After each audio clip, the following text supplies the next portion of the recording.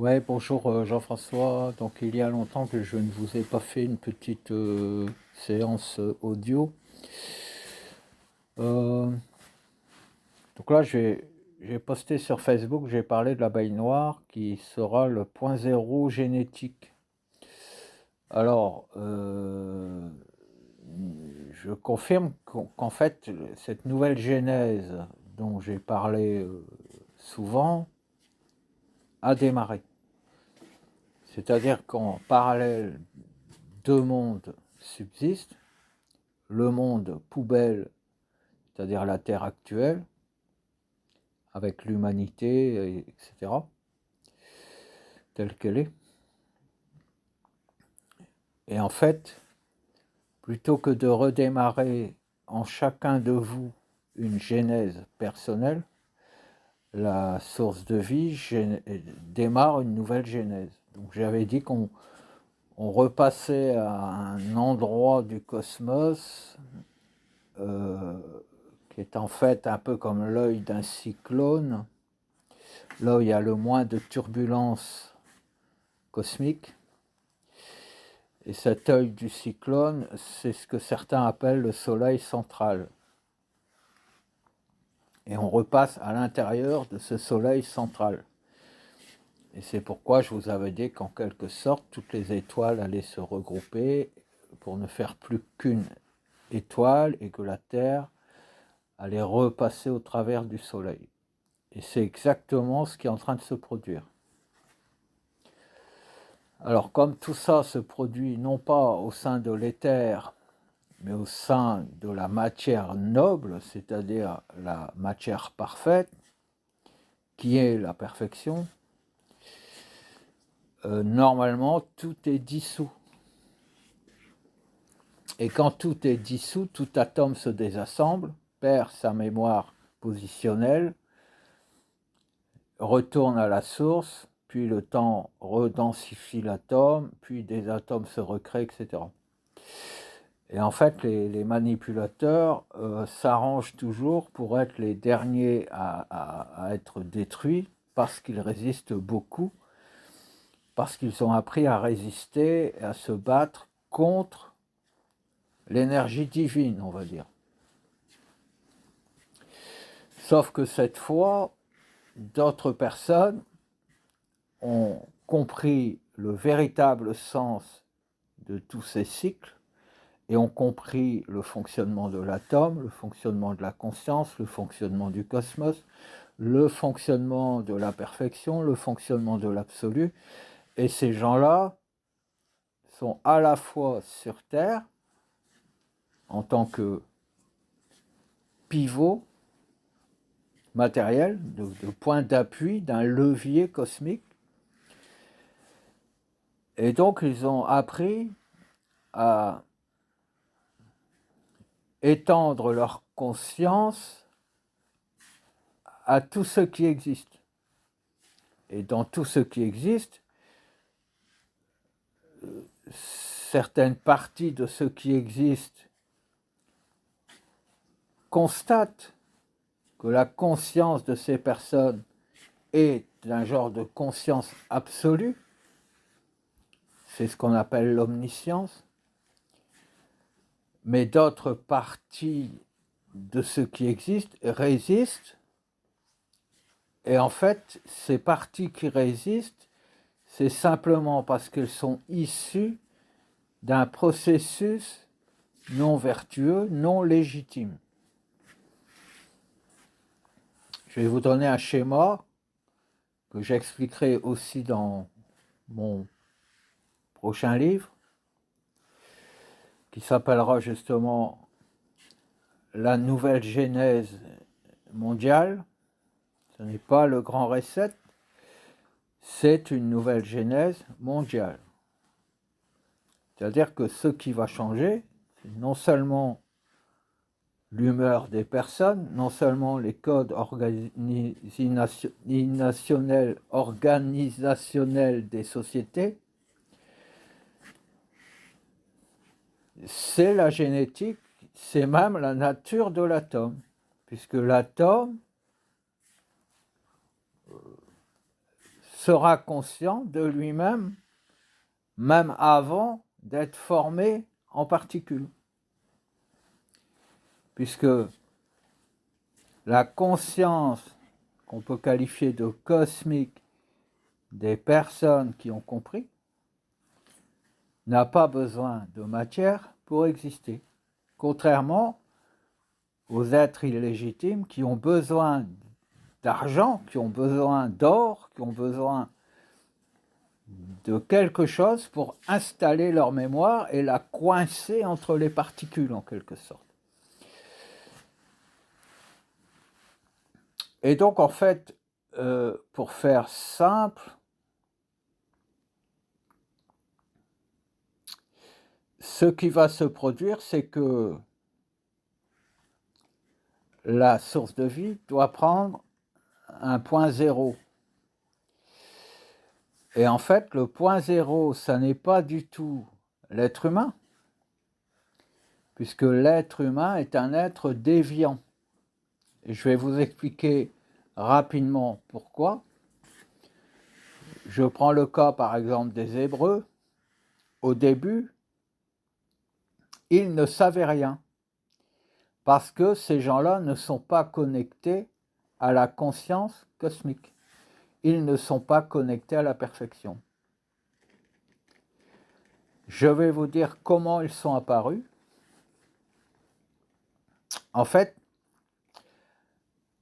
ce qui génère la vie, c'est une énergie, c'est le mouvement du cosmos, la vitesse extraordinaire à laquelle nous allons, à plusieurs millions de kilomètres/heure dans le cosmos, passe au travers de nous des particules. Certaines particules arrivent de dessous la Terre, elles sont informées par la Terre, et elles rencontrent dans l'autre sens des particules qui n'ont pas traversé la Terre et qui vous traversent avant. Ces particules qui vous traversent avant d'être informées par la Terre sont en quelque sorte des cellules guérisseuses, puisqu'elles font un reset à chaque fraction de seconde. Mais pour que le reset ait lieu, il faut que ces particules soient informées. Elles ne peuvent pas être informées par vous-même, puisque pour elles, vous n'existez pas, tout simplement. Donc c'est la rencontre des particules informées par la Terre qui, elles, savent que vous existez, parce que vous faites partie de la mémoire terrestre, qui doivent se croiser au centre de votre corps, au centre de chacun de vos atomes, pour que des particules décident de devenir la même chose que les atomes qui vous composent. Et c'est ainsi que votre corps est un peu comme un assemblage stromboscopique atomique. Et vous clignotez en permanence. Et vous croyez que vous êtes tangible. Mais en fait, vous êtes un clignotement atomique permanent. C'est ce qui fait qu'il y a des interférences, qu'il y a des énergies, qu'il y a l'électricité, etc. Et ces gens illégitimes sont en fait des atomes qui ne devaient plus être ce qu'ils étaient et qu'ils devaient se libérer du corps des êtres vivants ou du corps des choses. Et pour se libérer, ils doivent quitter leur mémoire, repartir à l'inverse de leur parcours initial et rejoindre l'extracosmique où il n'y a plus de matière pour être à nouveau expansé en perfection. Et en fait, comme la conscience est apparue sur Terre avec les animaux et les premiers humains, les pré-humains, la conscience elle-même étant ce qui fabrique l'être humain, quand l'être humain émet une conscience, il interfère avec le flux énergétique naturel. Donc, il crée un genre de lentille qui condense qui concentre en un point l'écoulement de ces énergies et de ces particules. Et la condensation de ces déchets terrestres et de ces déchets biologiques, c'est le Soleil. Le Soleil que vous voyez dans le ciel.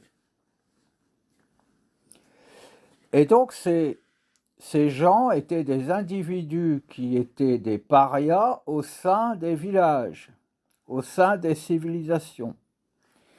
Ces parias ils ont pris des biais génétiques non satisfaisants. Donc ils ont été plus ou moins écartés du groupe. Ils étaient écartés du groupe et ils vieillissaient beaucoup plus vite que les autres et ils étaient en quelque sorte réaspirés par le soleil, puisque les autres n'avaient pas la volonté que ces personnes existent. Donc ils émettaient des ondes qui faisaient en sorte que les atomes de ces parias se décrochent et se libèrent pour éviter que la vie ne souffre en eux. Et ce qu'il faut compter, c'est qu'il y a un jour, il y a eu la Lune, qui crée en quelque sorte un genre d'ombre de circulation dans la circulation des flux énergétiques, que ce soit à l'aller ou au retour. Et il y a aussi les éclipses. Donc pendant les éclipses, comme le tuyau que conduit les déchets de la Terre vers le Soleil se bouche, puisqu'il y a une éclipse. Donc ça retarde l'instant où ces particules sont expulsées du corps de ces parias.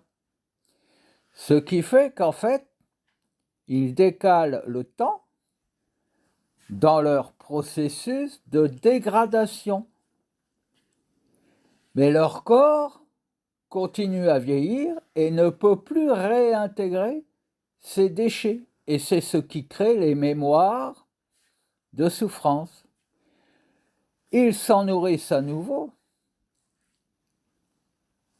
Et en fait, ils multiplient ces mémoires de souffrance et les injectent dans les êtres légitimes.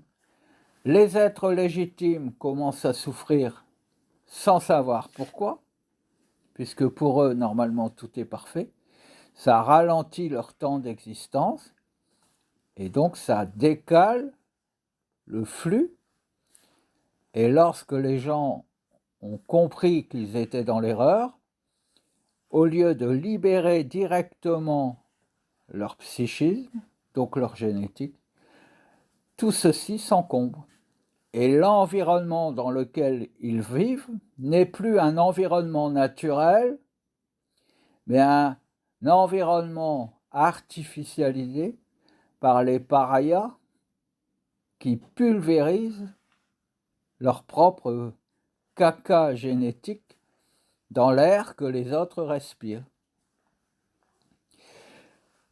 Mais comme les temps sont décalés, la source de vie ne connaît plus ni les parias, ni les êtres légitimes vivants. Et c'est là où la Terre se sépare de plus en plus des flux énergétiques vertueux et parfaits, ce qui fait qu'on en arrive à la situation actuelle où les parias ont pu prendre le pouvoir puisqu'ils ne subissent aucun karma, puisqu'ils ne sont pas reliés à la source de vie. Et tous les autres sont considérés comme des complices puisqu'ils se sont rendus différents de la perfection en respirant l'air qui avait été respiré par ceux qui normalement devaient être éliminés. Et c'est la situation dans laquelle nous sommes. Fort de ces constatations, des personnes ont compris à l'inverse que le monde actuel n'avait pas de sens, qu'il n'était pas logique. Ils ont donc reconstruit psychiquement tout le sens de l'évolution, non pas en cherchant où ça avait merdé, mais en espérant trouver un passage, une voie qui permette de comprendre pourquoi la perfection n'agit plus sur Terre. Et c'est là que ces personnes font en fait une rencontre avec ce que l'on peut qualifier de soleil central, qui n'a pas besoin de matière, qui n'a pas besoin de flux énergétique, puisqu'il est en quelque sorte quantique. Donc dès que les personnes qui s'aperçoivent que les conditions de vie sur Terre engendrées par ces interférences à cause de ces êtres légitimes qui ont été sauvegardés grâce aux éclipses, quand les belles personnes, les justes, ont compris ceci, et que par leur volonté, ils ont travaillé à comprendre et à se laisser emporter vers la source de vie, ils enseignent la vérité à la source de vie, et la source de vie, à ce moment-là, peut redémarrer une nouvelle genèse tout en étant informée de la vérité du monde. Et c'est ce qui est en train de se produire. Pourquoi l'abeille noire? Parce que je vous signale qu'en ce moment, l'être humain vis-à-vis de la source n'existe pas. Pourquoi il n'existe pas? Simplement parce que pour éviter d'être soumis à la perfection, c'est-à-dire au karma divin, les manipulateurs qui ont pris peu à peu le pouvoir de manière illégitime sur les personnes parfaites rendues imparfaites par les manœuvres, par les rituels, ils ont construit des bâtiments qu'ils ont appelés des églises et des cathédrales. Ils ont dit aux gens qui se sentaient de plus en plus tristes et de plus en plus mal, c'est parce que vous avez été coupés de Dieu, il faut donc que vous vous réunissiez pour appeler Dieu de vos vœux. Ils ont donc installé leur empreinte à l'intérieur des murs de l'église, et la source de vie maintenant connaît les églises comme s'ils étaient des êtres vivants, mais elle ne sait plus où sont les hommes, tout simplement. J'aurais encore beaucoup à dire, je vous expliquerai tout ça dans le livre que je suis en train d'écrire. J'espère avoir envie de le terminer. Je ne sais pas encore. J'essaye. En tout état de cause, la nouvelle genèse a démarré. Pour en revenir à l'abeille noire, c'est l'un des êtres vivants qui a à la fois une conscience individuelle et une conscience collective, c'est-à-dire qu'elle est en quelque sorte une charnière entre deux mondes, comme le sont d'ailleurs les véritables éveillés, ceux qui ont accès au supramental, à la supraconscience, à la conscience absolue, tel que je l'explique dans mon premier livre, Le réveil des géants. Et en fait, elle peut redémarrer une genèse sans aucune mémoire. Mais dans ce cas, elle est contrainte de ne tenir aucun compte des êtres vivants qui existent. Elle n'a pas besoin d'eux puisqu'elle sait tout de sa propre histoire et elle gardera ad vitam aeternam maintenant la conscience de cette histoire. Mais pour que les êtres qui méritent d'être sauvegardés dans cette nouvelle genèse, sans que tout ne recommence, elle prend un point de référence qui est présent et qui n'interfère pas et qui est issu d'un stade d'évolution précédant le stade où les êtres illégitimes ont commencé à pouvoir s'incruster sur la Terre. L'abeille noire est donc aujourd'hui le point zéro, c'est-à-dire que la source de vie va sauvegarder l'abeille noire pure. Je ne parle pas des abeilles génétiquement modifiées qui sont le pendant du peuple hébraïque, qui ne sont que des voleurs et non pas des inventeurs. Et à partir de là, elle va réévoluer vers les êtres plus évolués et réévoluer vers les êtres moins évolués, c'est-à-dire qu'elle va réécrire en totalité même la vie des bactéries, etc. Elle va travailler aussi bien vers l'origine que vers le futur. Mais ça, j'expliquerai ça aussi dans mon livre. Tout ça est réel. C'est en train de se produire. Et tout ce qui est fait en ce moment par les manipulateurs, c'est de tenter de vous occuper l'esprit à autre chose. Tout simplement. J'en reviens à Noël. Noël, c'est une période où l'enfant, normalement, reçoit ses guérisons psychiques et génétiques. Et comme il reçoit une sorte de mini-grâce, il ressent en lui une douce chaleur et un grand bonheur, dont il ne peut savoir d'où il provient, puisque lui-même a été coupé de sa source de vie. Pour éviter qu'il ne tienne compte de cette conscience qui, elle, est vivante et qui attend d'être accueillie en lui, pour éviter que l'enfant s'aperçoive que quelque chose de généreux vient l'abonder, on lui offre des cadeaux et il croit que le bonheur qu'il ressent dans son ventre est dû à l'impatience qu'il a à ouvrir ses nouveaux jouets ou sa PlayStation. Et tout fonctionne de la même manière. Et en ce moment, c'est ce qui va se produire.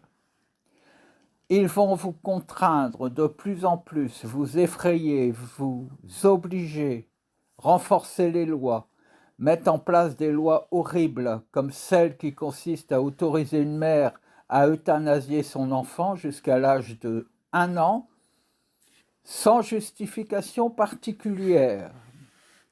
Un genre d'avortement après la naissance. Donc quand j'écrivais qu'en France, on peut avorter jusqu'à 3 jours après l'accouchement, on me riait au nez, c'est une réalité.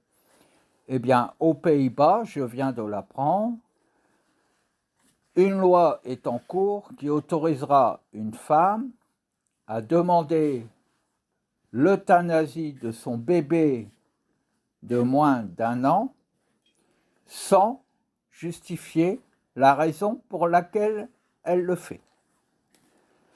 Mais tout est normal, c'est-à-dire que vous êtes, vous, complice de tout être humain. Et c'est un sujet que j'aborderai aussi dans mon livre. Si un être humain viole une petite fille, vous n'êtes pas censé ne pas le savoir. Donc vous l'avez violée aussi.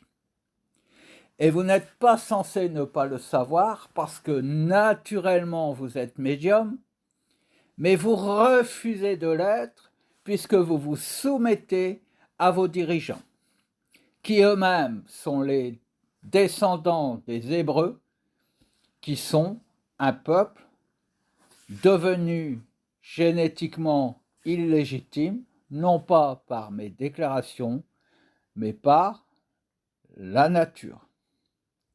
Et personne ne peut lutter contre les lois naturelles. Je ne fais que les décrire. Alors, j'espère que cette vidéo vous aura intéressé. Je tenais à vous en parler parce qu'aujourd'hui, les choses sont faites.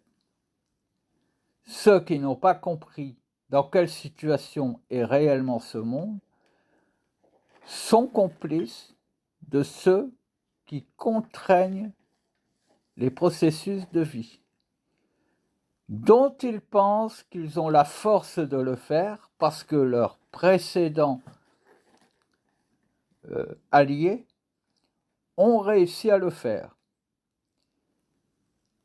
La seule différence, c'est qu'aujourd'hui, des gens ont acquis suffisamment de connaissances, de perception et de bienveillance par rapport aux principes qui ont engendré la vie, pour aider ce principe à devenir vivant lui-même et à décider de ce qu'il va devenir.